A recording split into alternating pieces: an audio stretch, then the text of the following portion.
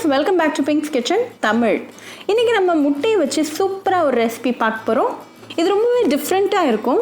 நம்ம பூந்தி லட்டுக்கு எப்படி கண்ணு கரண்டி வச்சு பூந்தி செய்வோமோ அதே மாதிரி முட்டையை அடிச்சு ஊத்த போறோம்.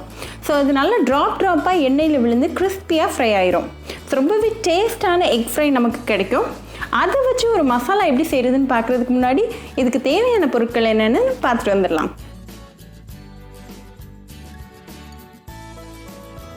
ஒரு பவுல்ல 3 முட்டையை உடைச்சு ஊத்திருங்க.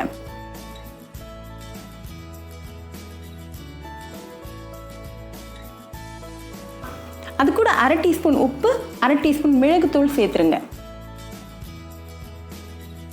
இது நல்லா ஒரு 5 மினிட்ஸ் கை விடாம நல்லா அடிச்சு ரெடியா எடுத்து வச்சிடலாம். இப்போ கடாயில ஒரு 3 டேபிள் ஸ்பூன் எண்ணெயை சூடு பண்ணிக்கோங்க. எண்ணெய் நல்லா சூடானதும் ஒரு கண்ணு கரண்டி வழியாக நம்ம அடித்து வச்சுருக்கிற முட்டையை ஊற்றிடலாம். முட்டை மிக்சர் நல்லா முத்தாக எண்ணெயில் விழும். ஸோ நல்லா கிறிஸ்பியாக ஒவ்வொரு முத்தும் ஃப்ரை ஆயிரும். ஃப்ளேமை மீடியம் ஹையில் வச்சு எல்லா முட்டையும் ஊற்றிருங்க.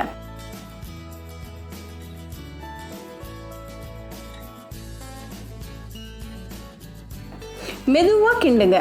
முட்டை நல்லா வேகணும். அதுக்காக தான் இப்போ நம்ம லைட்டாக கிண்டுறோம். நம்ம பொடி மாஸ்க்கு கிண்டுற மாதிரி கிண்டிடாதீங்க. முட்டை நல்லா ரெடி ஆனதும் பேனில் இருந்து ரிமூவ் பண்ணி தனியாக எடுத்து வச்சிடலாம். இப்போ அதே பேனில் 1 டீஸ்பூன் எண்ணெயை சேர்த்துருங்க. எண்ணெய் நல்லா சூடானதும் ஒரு வெங்காயத்தை நீல வாக்கில் கட் பண்ணி சேர்த்துருங்க. ஒரு 1 மினிட் வெங்காயத்தை நல்லா வதக்கிக்கோங்க. அப்புறமா ஒரு 2 பச்சை மிளகாய் கீரி சேர்த்துருங்க. லைட்டாக மிக்ஸ் பண்ணி விட்டுட்டு ஒரு 1/4 குடமிளகாவை சேர்த்துடலாம். நல்ல நீல வாக்கில் கட் பண்ணி இன்றைக்கி சேர்த்துருக்கேன். நல்லா எல்லாத்தையும் மிக்ஸ் பண்ணி விட்டுருங்க. இப்போ இதுக்கு தேவையான மசாலா எல்லாம் நம்ம சேர்த்துடலாம். 1/4 டீஸ்பூன் மஞ்சள் தூள், 1/4 டீஸ்பூன் மிளகாத்தூள், 1/2 டீஸ்பூன் மல்லித்தூள், 1/4 டீஸ்பூன் ஜீரகத்தூள்,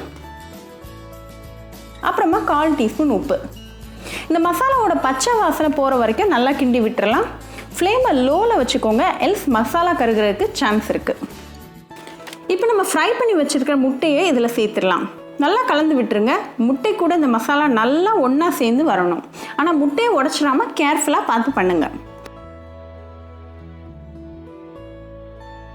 கடைசியில் கொஞ்சமாக கொத்தமல்லி சேர்த்துட்டு ஃப்ளேம் ஆஃப் பண்ணிடலாம்.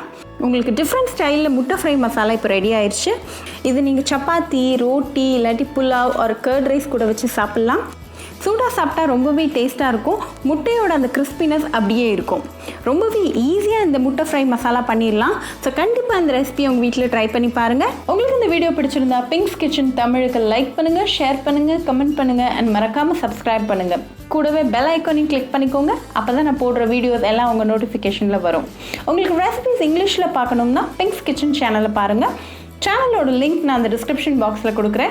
மறக்காமல் செக் பண்ணுங்கள். இன்னொரு இன்ட்ரெஸ்டிங்கான ரெசிபியோட உங்களை பார்க்க வர வரைக்கும் பாய் ஃப்ரெண்ட்ஸ்.